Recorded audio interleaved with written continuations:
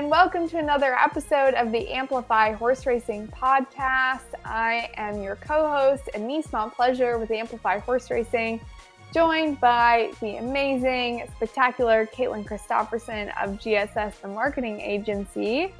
And this is our first episode at the time of recording, post-Derby. We made it through. We're like 48 hours out. Less than.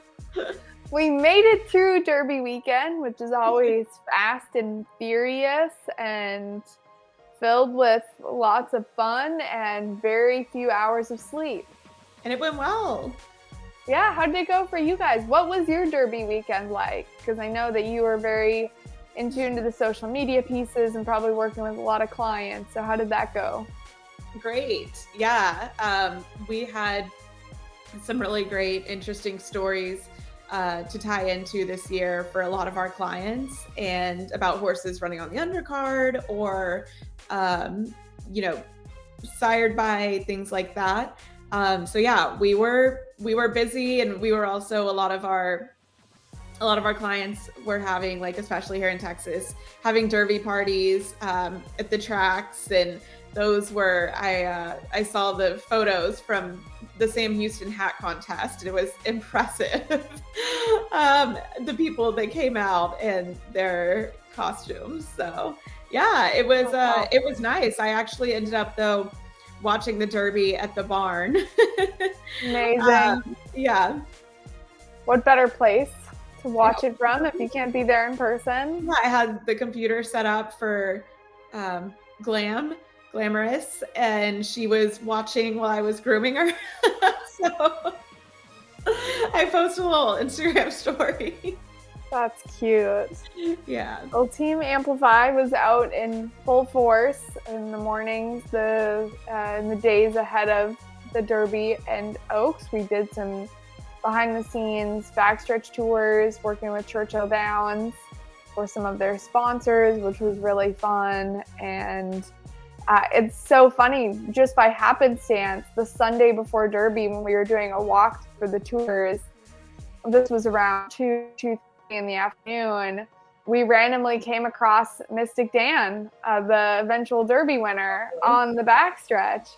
And his groom, who was grazing him, called us over and was talking to us about him. And then Ken McPeak, his trainer, came up and was saying about how hyped they were about him.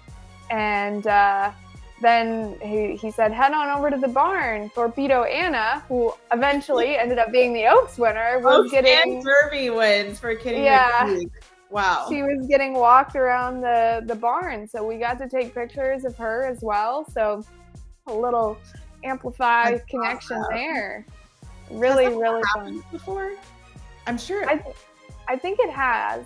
But I can't remember who. Yeah, I can't remember in recent memory. It has to be at least decades. That's going to be our homework for the next episode. We will share with you guys. Yes, we'll also work to get Kenny on. Future episodes. Super cool. But today's episode is really, really interesting. Earlier this year, I was at the American Youth Horse Council Symposium and heard a very fascinating presentation from a master's student at Oklahoma State University named Amber Wells. And she was talking about social license to operate in the equine industry as it ties into equine affective state, which she is going to explain to us what that is, and basically how a horse's emotional well-being is really important as it relates to social license to operate and public perception, and how we as horse people can be part of improving that positive perception, and how we can even help with some of the cool work that she's doing. So really, really excited to share this episode with everybody. Caitlin, do you have any thoughts about the episode that you'd like to share? Oh my goodness. I was just thinking, because she starts out that she was on the pre-vet path, right? And that's where I had been. And I was thinking, if equine science had been more popular when I went to school in the late 2000s, I probably would have found my way into it. But what a wonderful path she's on, and the work she's doing is so needed. I don't care what industry you're in that involves horses, but it's as we talk about, this can, I truly believe, eventually be used for great PR purposes for horse welfare. And yeah, it was really wonderful to talk to somebody who is so deeply invested in this, exploring the emotions and the nervous system regulation of horses, and making sure that our horses are always, or not always, because that's going to be hard, but making sure that we are empowered to recognize the states that our horses are in from a physiological and emotional standpoint, and making sure that we are appropriately equipped to deal with that. Wow, great way of describing that. That was a great way of summarizing this episode. So I hope that you all enjoy it, and let's dive on in and introduce you to Amber.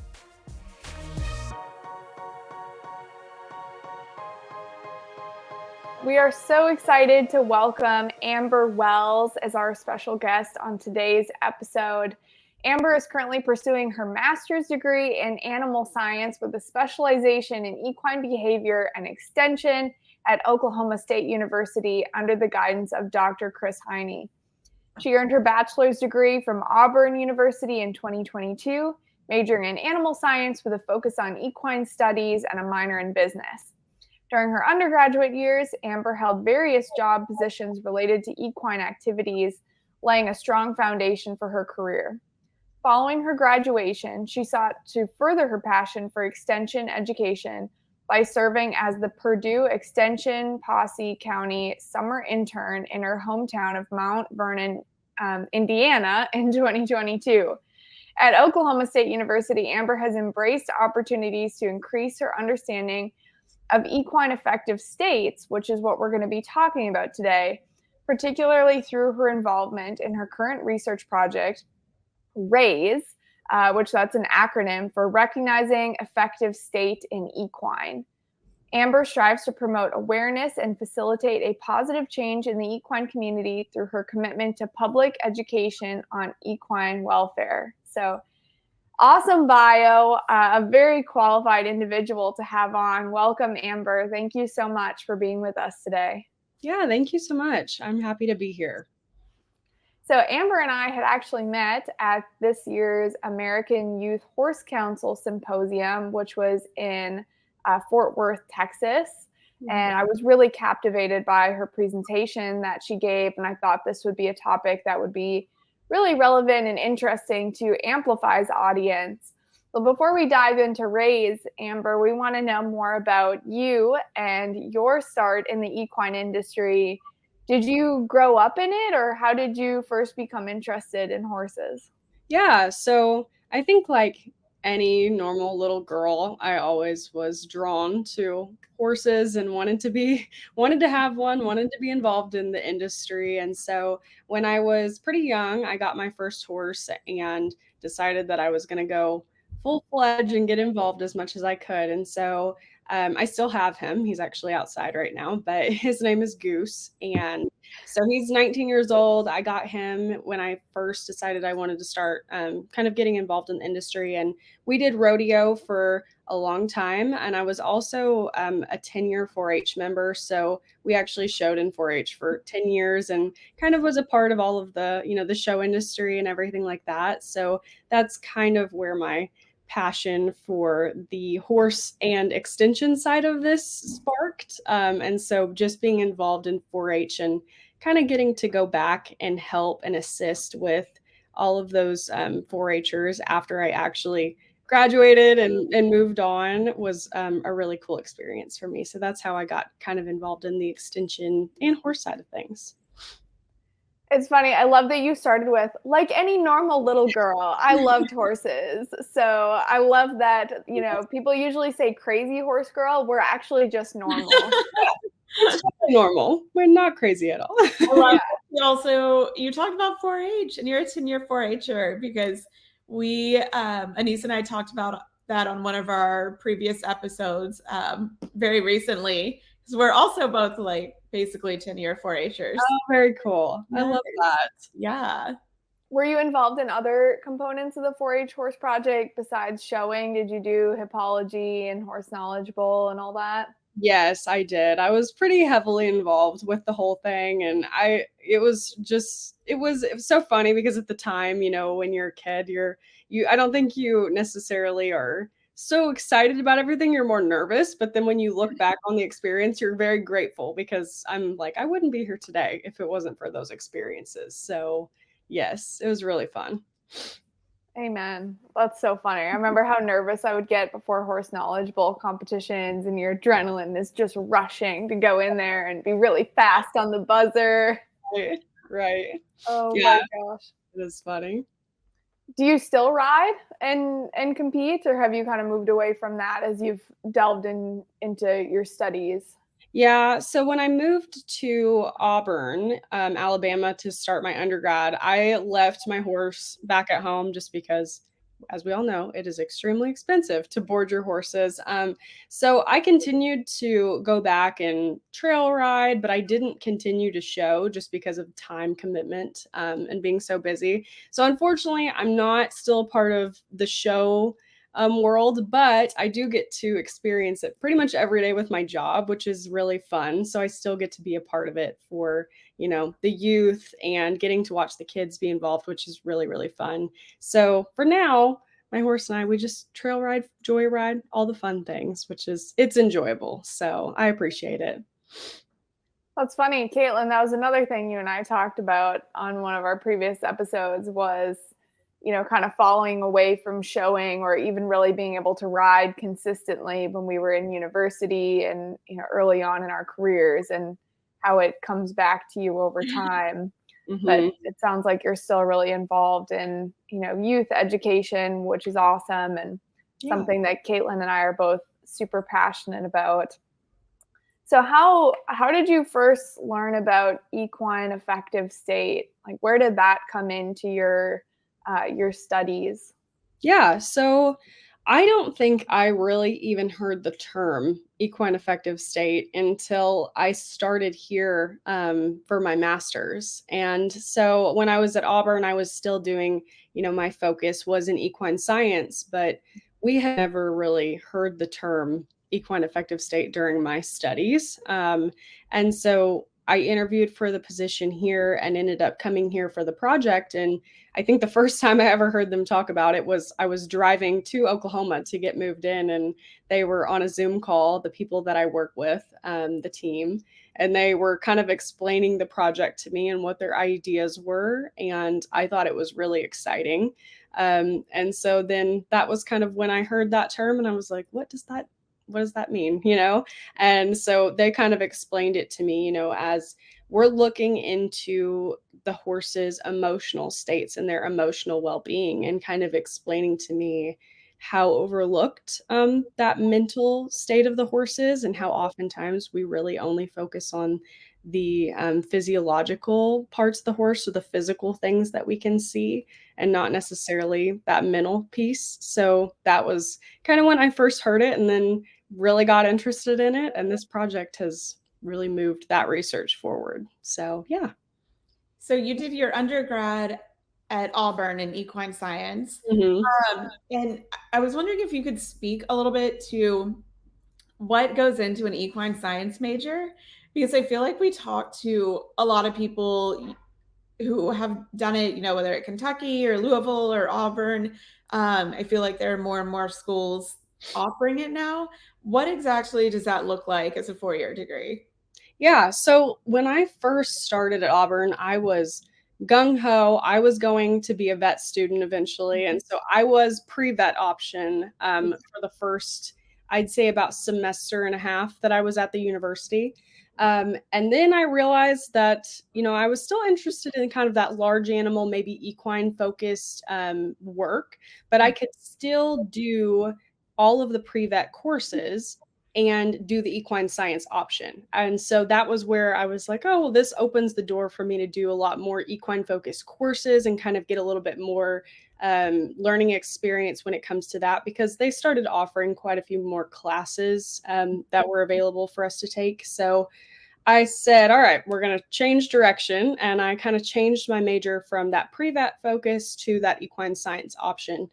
And for me, it was a little bit of a slow process at first trying to get into the courses with the equine stuff, because it was a little bit more advanced. And so you had to wait until almost your junior, senior year to kind of get really heavy into those equine classes. But we did take some intro to horse management courses. We took there was actually like kind of an equine marketing course that was really fun that I took. And that course actually kind of stemmed all of my, desire to continue with this equine extension world stuff, because we actually got to develop websites in that class, and we got to do a lot of really fun things that I had never really thought I would get to do involved with, the equine world. But what was fun was really just the hands-on part. And so at Auburn, you got to do kind of your own training class where you got to learn how to train your horses. They would take you to the equestrian center and you would really get to be hands-on with a horse for the whole semester. We did a lot in the vet school. So they would take us to the vet school. We'd actually get to do dissections on legs and get to actually, look at all of the different parts of the horse and see everything. And so that kind of tied into the vet / equine part together. But it was very fun for me just because it was so hands-on. And the professor there, Dr. Heaton, was extremely helpful. And she wanted me to, kind of move forward and look for a master's position. And so everybody at the university was very, interested in what we were interested in, and they wanted to see us succeed. So it was pretty fun as a master's student to get to do all those hands-on activities and get to give vaccinations and get to be kind of really a part of everything that was happening. So, yeah. At what point did you decide to pursue your master's? Did you know pretty early on that you wanted to do that? And is your plan to still target vet school eventually, or have you moved away from that? So that's a good question. When I was in my undergrad, I was pretty gung-ho on doing the vet school track and getting out of my undergrad and moving forward with vet school, probably up until the middle of my junior year. And so I was a little late to the game when it came to thinking about graduate school. I didn't really know much about it, and nobody had talked about it at all. And so for me, it was kind of a new concept, and I took it upon myself to start researching what graduate school looked like, what a master's position looked like, how do you even get in contact with people. And it's one thing that I wish the universities maybe would have done a little bit better. And maybe as I get older and continue with, my path, I can look back and kind of help those undergrad colleges, people that are doing their undergrad degrees with understanding what grad school even is and what that looks like. But as a junior, I found some opportunities and I found some professors that were looking for graduate students to do equine research with. One of the positions was at Southern Illinois University, and they were looking for an equine nutrition master's student. And then I found this position at Oklahoma State actually through my boss when I worked at the Posey County Extension Office for the summer intern position. She had kind of told me, hey, I know this person. They're looking for a master's student. They're going to do this really cool project, and you should reach out and interview. And so I like to tell people that that graduate research aspect and moving forward with, becoming a master's student is a lot of times it takes a lot of communication. And on your part, you really have to do the research and kind of dig into professors' research studies in the past and what they've done and see what are they doing now that you might be interested in being a part of? And so it took a lot of emailing and a lot of communication on my part to find something that was available and open. And so it just so happened that I interviewed for this position, and Dr. Heine and we hit it off right off the bat. And so that was pretty exciting for me just because I wasn't 100 what I was gonna do if I didn't do a master's degree other than apply for vet schools, and I still wasn't my heart wasn't fully in the vet school tract, and so now that I'm a master's student, I did just take a job with the university, which is exciting. So I will be an academic advisor for the incoming freshmen in the College of Agriculture, but I'm going to continue with this project, RAISE, as a PhD student. So this will become kind of a next step in the process. And we're excited because we think that this could go really far. So I'll be juggling a little bit of work plus PhD work, and so it'll be tough, but it'll be fun. That's really exciting. Congratulations. Yeah. That's a great thing to touch on because you know, we talk to a lot of students with Amplify who have an interest in becoming a veterinarian, and a lot of people do end up finding along the way that that career path is not right for them for some reason or another. And so I think once you kind of start down that equine science path or considering yourself to be pre-vet, and it might be hard to find alternatives that are still, you know, research oriented or within that field, but without actually pursuing being a veterinarian. So I like the way you described that. And so would most potential graduate students already have sort of a field of research in mind that they want to be involved in before applying for a grad student position, or does it depend on what's available?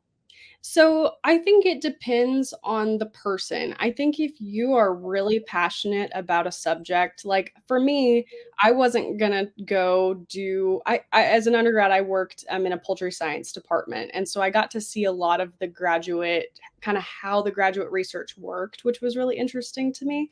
But I wanted nothing to do with chickens when I left Auburn. So I was very interested in equine, and I didn't necessarily have a specific um, research area in mind. I did really love nutrition because I had worked in the poultry nutrition department and I loved what they were doing there, which is why I applied for that position in Southern Illinois University. And I got accepted, but I was just so excited about this opportunity that I had to take this one over that.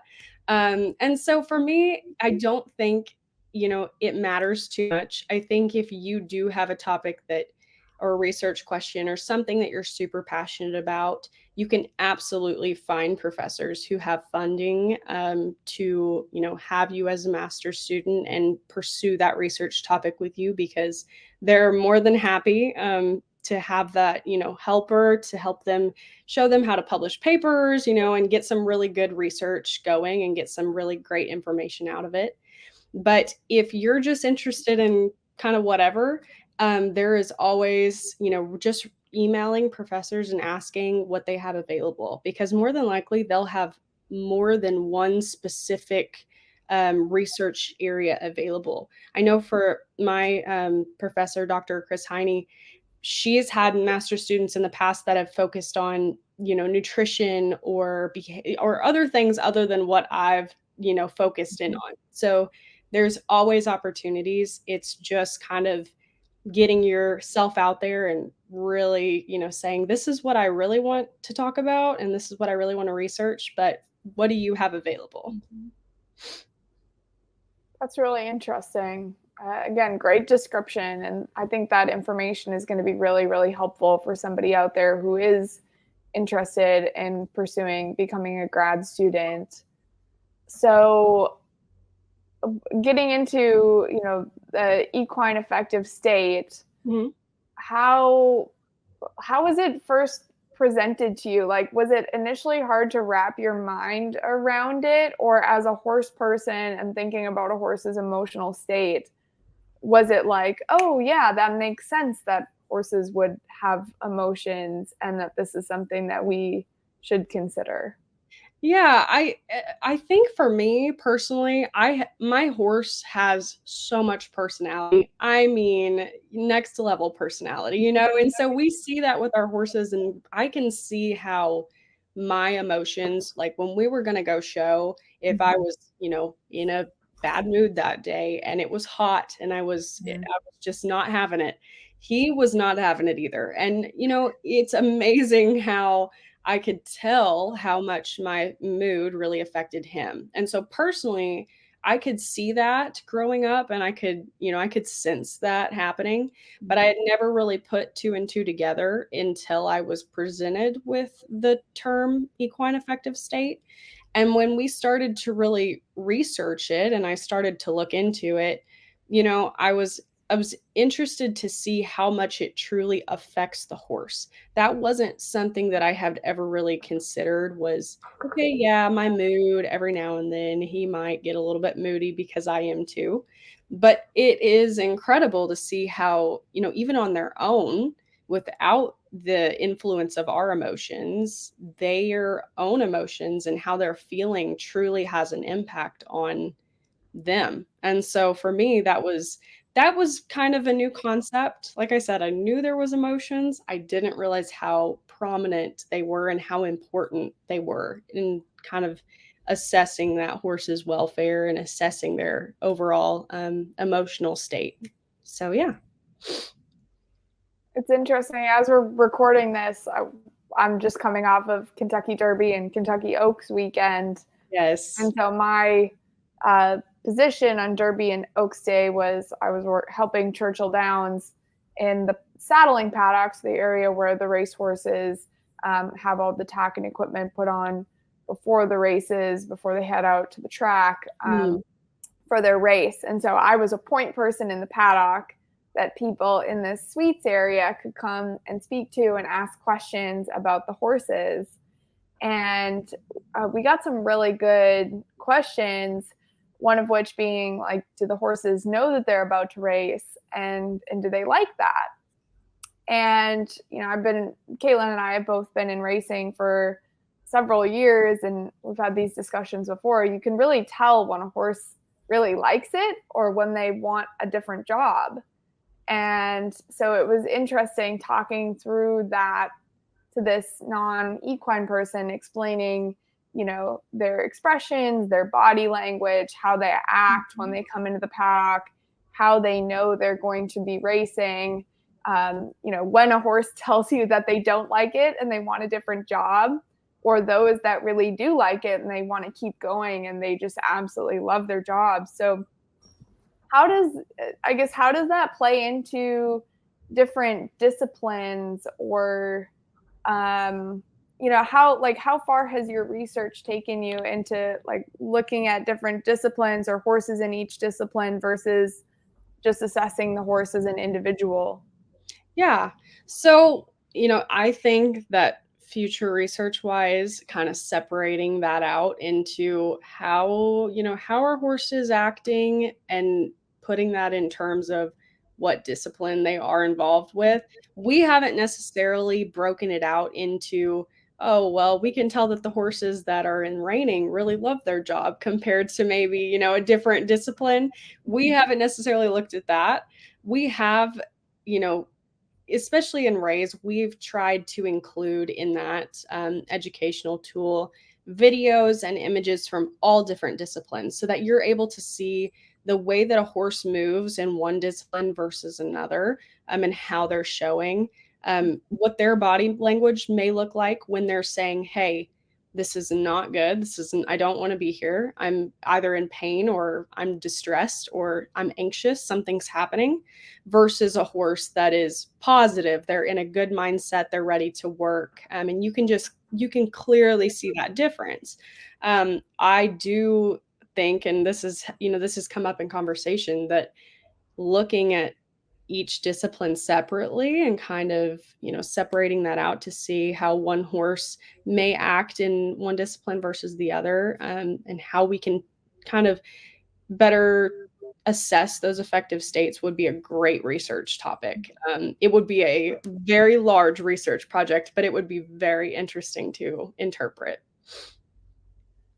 It's So funny. one of the things, oh, sorry. No, go ahead, Caitlin. Anise, and it was something that we actually spoke about a few days ago.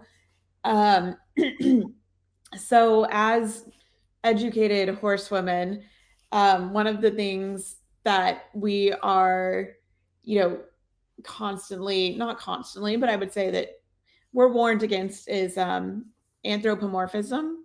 I'm gonna butcher that word.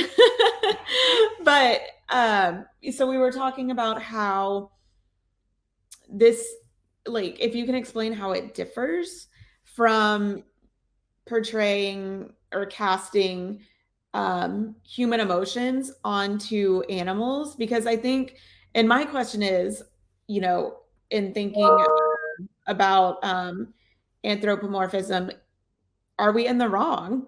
Like, because that's it, when I first learned about it, it's something I didn't want to accept, right? As a lifelong horse girl, I was like, wait, no, of course they have, like, I've seen it, I've felt it. And so what is your take on that versus, what the equine affective state? That's a great question. That is a good question, because I think people oftentimes, we feel so closely to our horses. We feel like we are one, that is our companion. And so a lot of times what happens is we kind of assess that horse based on how, we're feeling that day. And we're looking at that horse and we're saying, oh, well, that horse, just based on the behaviors you're seeing, if you're not very, I would say if you're not very educated on specific behavior patterns or specific ways that the horse is acting, if we are applying, our kind of human characteristics and behaviors to that horse, you may be thinking something completely wrong. And that's hard to accept, because a lot of times, we want to think that kind of how we're feeling is how they're feeling too, but that is not always the case, unfortunately. And so I think it's important to kind of take a step back from that horse. And what I like to say is, you're not even just assessing that horse by itself. You're actually assessing its entire environment. And we have to think too, how do we, being in that environment, even play an impact on that horse's emotional state, their affective state? And so really being able to take a step back, assess the environment that the horse is in, and then assess those behaviors, and kind of take ourselves out of the picture a little bit is really key. Because if we're not, a lot of times we're actually missing things that often, they probably shouldn't be overlooked, but we are, because we're so used to kind of applying those characteristics of ourselves and those human emotions and everything to that horse. And so horses, we don't necessarily know 100% how they're feeling all the time. Emotionally, the horse may be anxious and not showing, all of these crazy ecstatic signs that something is really wrong and that it is anxious, but we can't really tell because we're not necessarily taking those physiological measures. You're not taking its heart rate all the time and things like that. So just being able to like take a step back and just assess that horse as is, kind of remove yourself from the picture, it's tough, but it's important. It kind of reminds me of, do you guys follow that dressage rider, Anna Buffini? I might have butchered her last name, but on Instagram, how she's kind of given personalities to each of her horses. Mm-hmm. And she'll have these videos of like Diva, her dressage horse, who has this very, diva-esque personality. I feel like a lot of us have assigned that sort of personality or devised what the personality is of our horses. Mm-hmm. And so I can see where it's really important to remove yourself from that and look at it from a behavior and environmental perspective. And so I feel like I skipped ahead a few steps when we dove into this. Like, how did this even start? Who started down this line of research with equine affective state? And how far is it in terms of like incorporating those different physiological pieces, like you mentioned, heart rate, to determine anxiety and stuff like that. And putting all of that together to figure out each emotion that a horse is conveying. Yeah. Well, we worked, to build this course. We were kind of relying on people that we would consider to be behavior experts, in the sense of they've published research on this information and they've done these research studies already. And they're kind of laying out the foundation of what equine affective states are, what is playing into each of these things. And so we've worked with Dr. Andrew McLean. He's actually in the actual course itself. We did a podcast together, which was really fun. And he's actually talked on equine affective states quite a bit in that podcast. That was really our whole focus. Is he's a behavior expert. And so he was able to give us a lot of really great information. And he has published papers. Dr. Sue McDonnell. There's just a whole number of researchers out there. And what happened was we were basically there was a team that built this project. They came from different universities. So I worked with 3 different people: Dr. Chris Heine from Oklahoma State, Dr. Colleen Brady from Purdue University, and Dr. Kathy Anderson from Nebraska-Lincoln. They all basically together noticed the need for people to better understand these affective states, because we're seeing kind of this public perception of how we treat horses kind of go negatively. And so what they saw was that we need to increase education and improve education in people in order to make it go positive. And so they came together, they developed this research project to develop this course, because they've seen an increase in publications about equine affective states and research being done. And so they reached out to Morris Animal Foundation, who funded this project, and they're interested in funding research that basically is for the betterment of animals. So it doesn't matter the species, but they're really looking at what betters, animal welfare. And so that was a little bit about how the project came together. And then, like I said, we were able to take, different parts and pieces of research from different people who have kind of focused on this in their careers and made this kind of their life's goal, is to study these things and study different aspects such as pain in the horse, and developing ethograms to try and read a horse's facial expressions or read their body language to see, are they in pain? Are they not in pain? What level of pain are they in? Different things like that. And so all those moving parts came together to kind of create this project to really say, well, this is what the need is to study these affective states and, improve recognition of those. And so let's take the experts' opinions and put them all together and build this course. And so that was a little bit about how, it was built, how it was created. And we just recognized the need for that educational tool. Mm-hmm. And how does somebody access the course, and what does it entail? Like, guide us through each of the components of it. Yeah.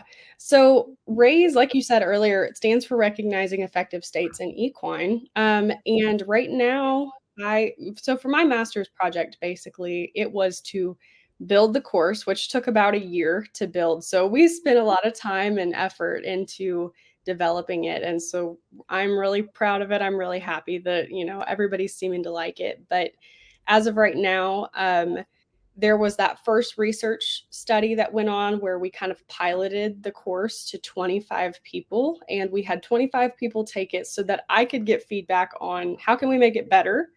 And now that we've done those revisions, we are in the second phase of the research part of this. And so the research component involves getting 300 participants to be a part of the course.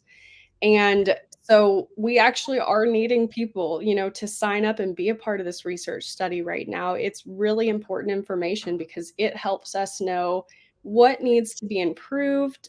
Is it working? Do you like it? Is it, is there anything you wish you would see differently in the course? But we've had great feedback. Everyone so far has said that they love it. And so I will kind of tell you, for the research component of it, while it's still in that research phase, There is, being a part of it, it requires a little bit of extra work. And that just involves taking a pre survey where it's actually kind of fun because you get to test your knowledge a little bit of how well do you know effective states in horses. And so there's 20 videos of different scenarios of different horse behavior, and you get to kind of interpret those effective states. And then once you've done the survey and you filled out a little bit of information, you do get access to the course. And if you're participating in this research project, we give you a coupon code so that you can be in the course for free, which is really, really exciting. So you actually get a discounted price on the code or on the course at first. And so you'll kind of get into the course, you'll take it, and then you'll take a post survey.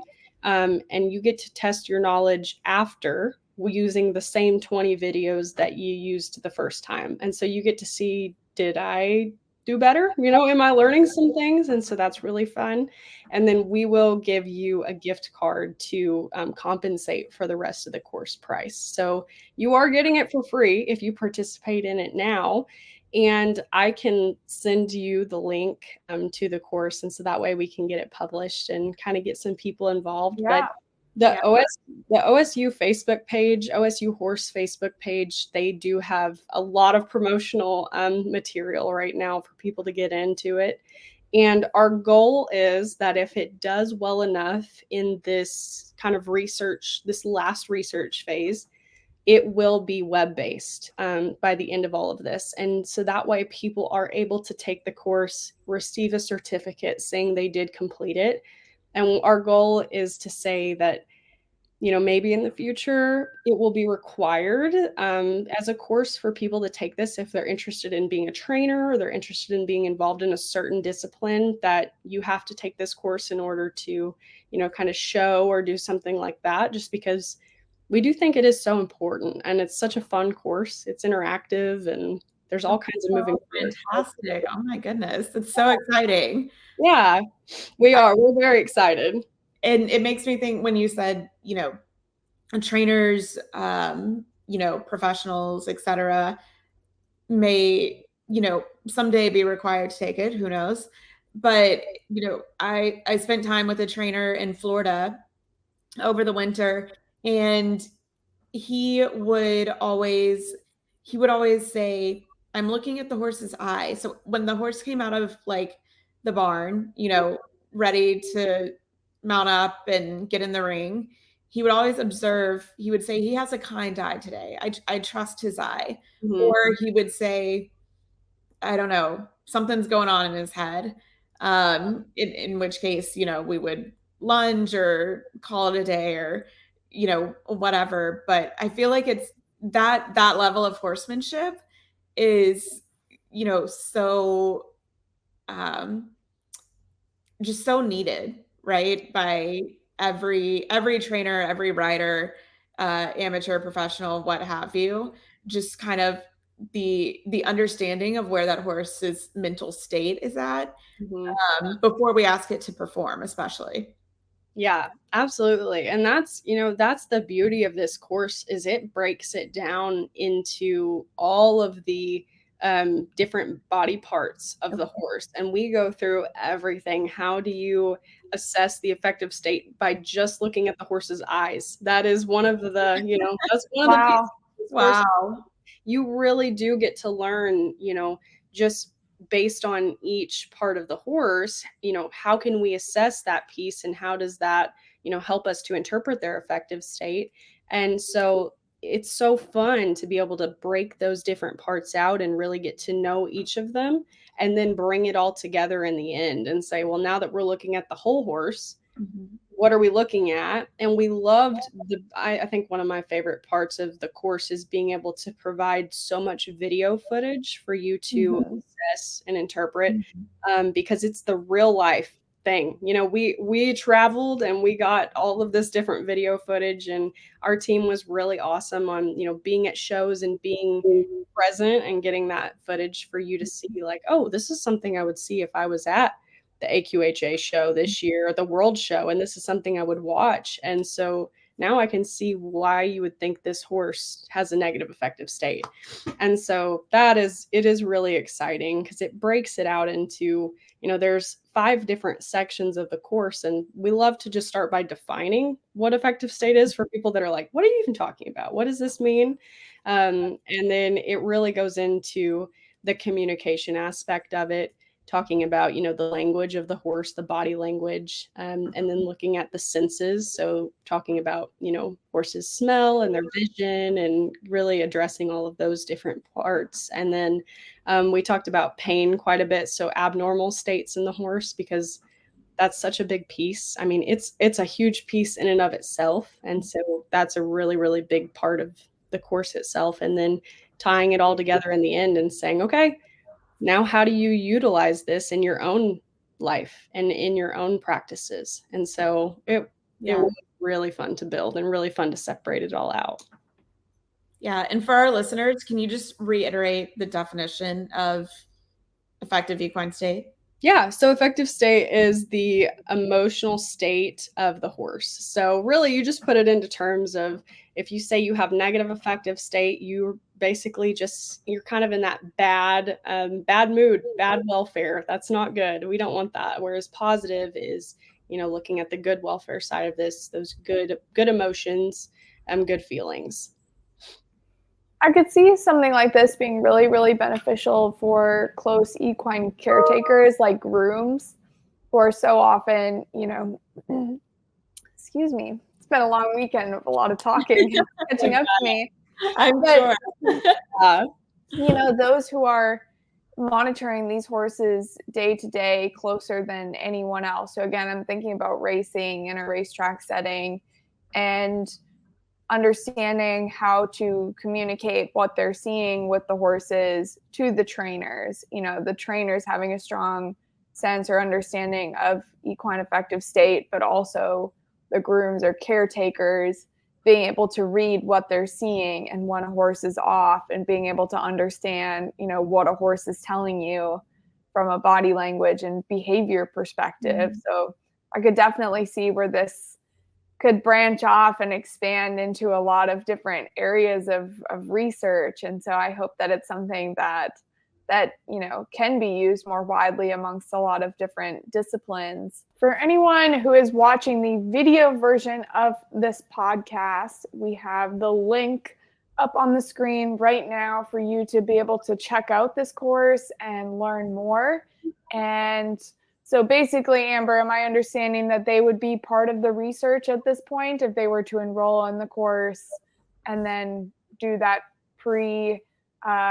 research survey and then go through the course and then do the post survey as well? Yes, you're correct. Yeah, we are going to do this kind of research portion of it until we have 300 participants who have completed the course. And so it looks like we still have plenty of time for people to be enrolled in that portion of it. And then once we commence that section of this research study, we're hoping that the course will then be moved to a platform where it can be offered online as a web-based course for people to take. And if we need to make any adjustments to it, we will before it gets put into that section. But it is available right now. And so if you're interested, please take it, because we are happy to get the feedback. And it is really, really a good course. Super cool. So if you're watching this right now, pause for a second so you can write down that link and check it out. And if you're listening, this will be in the show notes. So we'll make sure to include this link in the show notes for both the video and audio version of the podcast, because this is really, really cool and something that we can all certainly learn a lot from. What is your goal for the research? I mean, we've talked about some goals or hopes along the way for how you'd like to see this, be utilized in the equine industry. But if you could just articulate, like, where do you want this to go in the future?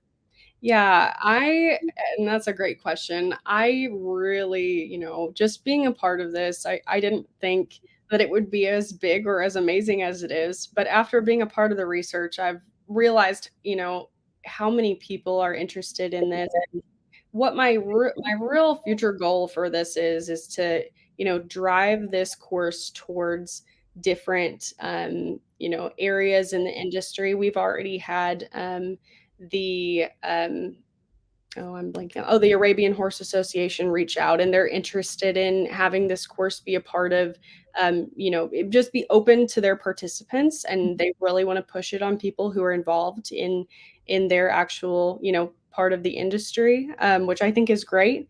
And so I would love to see this, as a web-based course be open to the public, but I really think, pushing this course for people who are showing and want to be involved in shows and want to be able to better assess their horses, during the shows, before and after, is just so important. And, as someone who grew up with not a whole lot of experience going into the industry, I would have loved this as a youth. And so being part of the youth industry and kind of not knowing a whole lot, I know this course isn't necessarily for the side of, it's not necessarily for kids that are involved in that younger side of 4-H, but it is great for those high school students that are interested in this kind of stuff.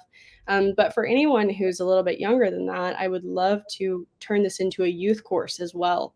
And so maybe see some push for getting the younger kids involved and getting them interested in learning about this early on when they're in the horse industry. So if eventually all of this comes together, I would love to just see people have an overall better understanding of horse behavior, horse affective state, and pushing for that to be important, just because of the issues that we see sometimes in the industry where we get a little bit of a negative view from the public, and just showing the public, hey, we're learning things about horses that not all of us even knew. And so this is a really great way to show them, we're pushing for the better. How about your career goals? So you're pursuing your PhD. What is your, 5-year plan for your studies and professional life? Yeah. I'm hoping that while I'm here at OSU still, I can, do a PhD in 3 years, which is, a little bit of a job, but I've loved to do it in about 3 years. And then my involvement in, the OSU horse side with the extension combined was just such a great experience for me. I love extension. I love to get to talk to people and to educate people on areas such as horse behavior and just different things. I've done all kinds of talks everywhere, and I've just loved every second of it, getting to talk to kids and talk to parents and different things like that. And so I'm hoping that after my PhD, I can move forward with hopefully some type of equine specialist position or extension specialist position, focusing in on that equine side of things. And I'm also very interested in the extension 4-H side of stuff. So maybe being a little bit more involved in that. So I don't know where I'll end up, but I do know that that's my passion and that's what I love to do. So I'd love to stay around Stillwater and in Oklahoma and work towards more of that little bit higher extension specialist position job. So. And could you ever see yourself as perhaps like a professor one day? I've thought about it. I will be teaching at OSU for my job when I'm actually an advisor. That's kind of part of my position. And I've been helping teach the horse management course here, and I've taught for the last 4 semesters. So I could see that happening in the future, and I definitely wouldn't turn down that opportunity. I think being a professor and being able to teach students, especially about different things like this that I never learned as an undergrad, is a really cool opportunity. So yes, that's definitely an option. It sounds like you definitely have a lot of knowledge to impart, and more, people who are students who go into equine science, they're probably there for a reason, right? So it's not just a general course that they have to take to check off, their credits. So you would hopefully be dealing with a very enthusiastic, passionate group of students. Yeah. Yeah, definitely. And the ones that are interested, even in my semester this year, they're super passionate and interested in this stuff.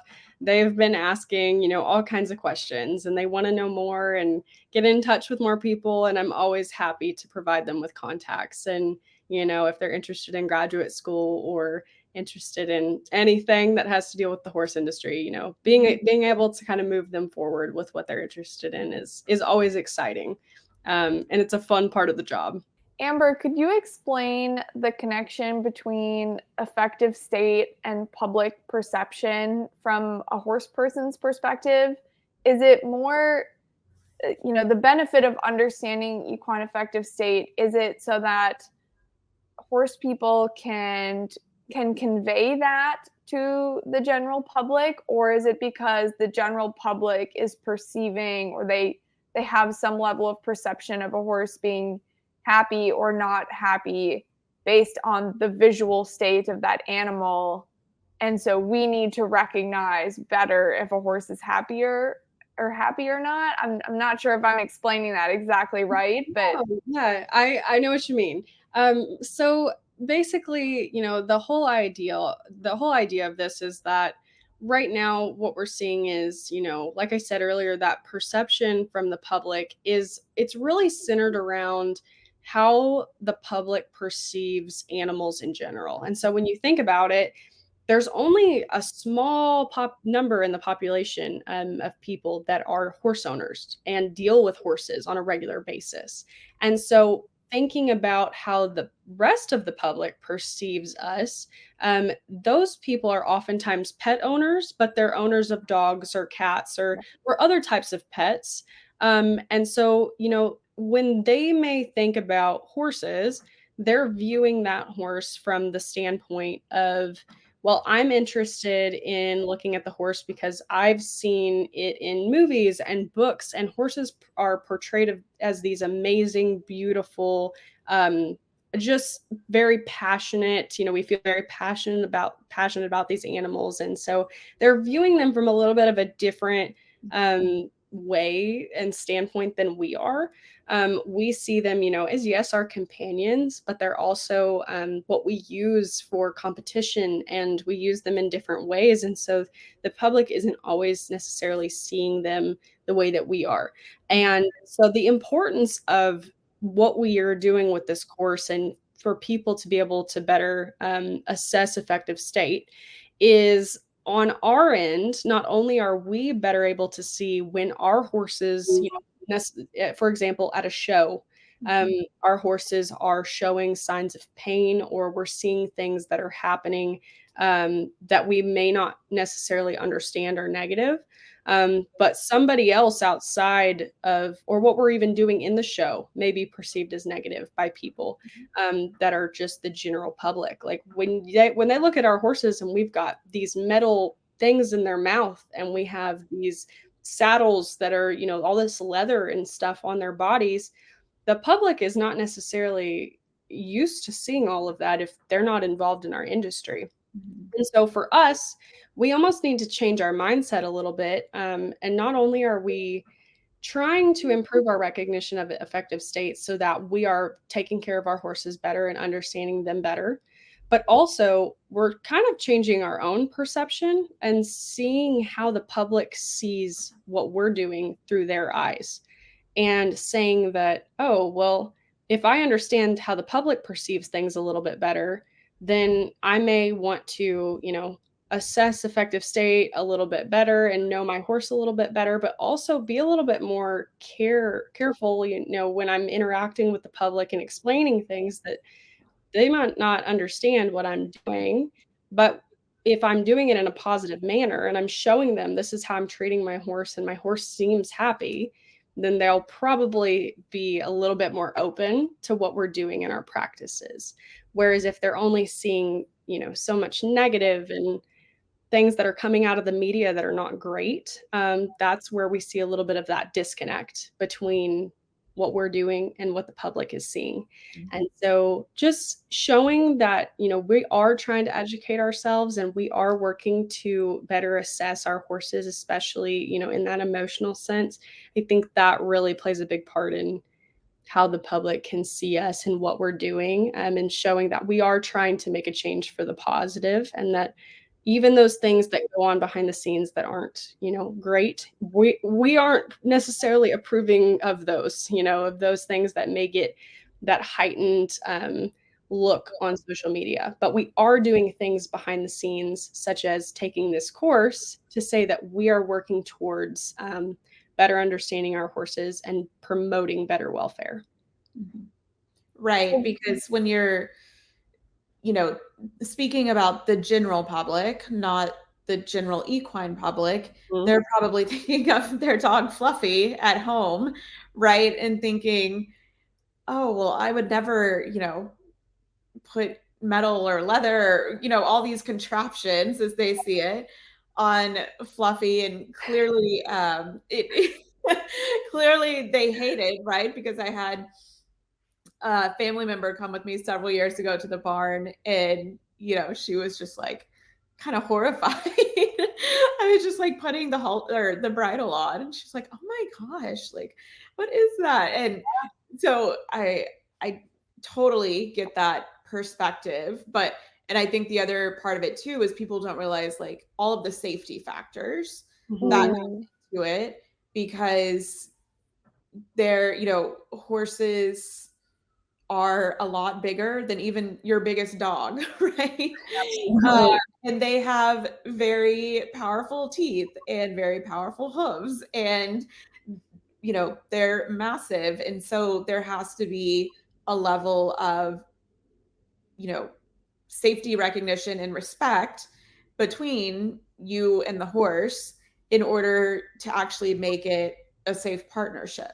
Yes, absolutely. Yeah, our interactions with our horses, at some points in time, it may look a little bit off to like you said, the general public, but really that's just how we have to handle those animals, because like you said, they are so much bigger than us, and we are dealing with a creature who is, they're strong, and if they wanted to do what they wanted to do, they absolutely could.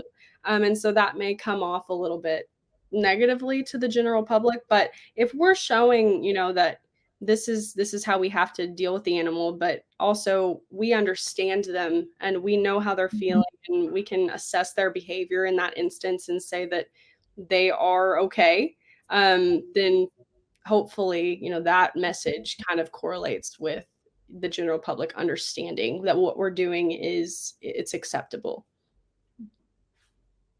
Well, Amber, thank you so much for joining us today. This has been a really insightful conversation, and something that I think is really unique for our audience to hear and learn about. And I hope that they'll get involved with the study so that they can be part of the evolution of this project. And so best of luck with your studies and your career. You. Yeah, it was really fun being on. Thank you all so much. I appreciate it. I'm so excited to take the course. Yes. Yeah, me too. I've had it on my checklist since the symposium and just still haven't done it. So I will. Good. I love to hear that. I'll let the team know that we've got 2 extra people that are going to be signing up. So, and hopefully lots of viewers. That would be great. So awesome.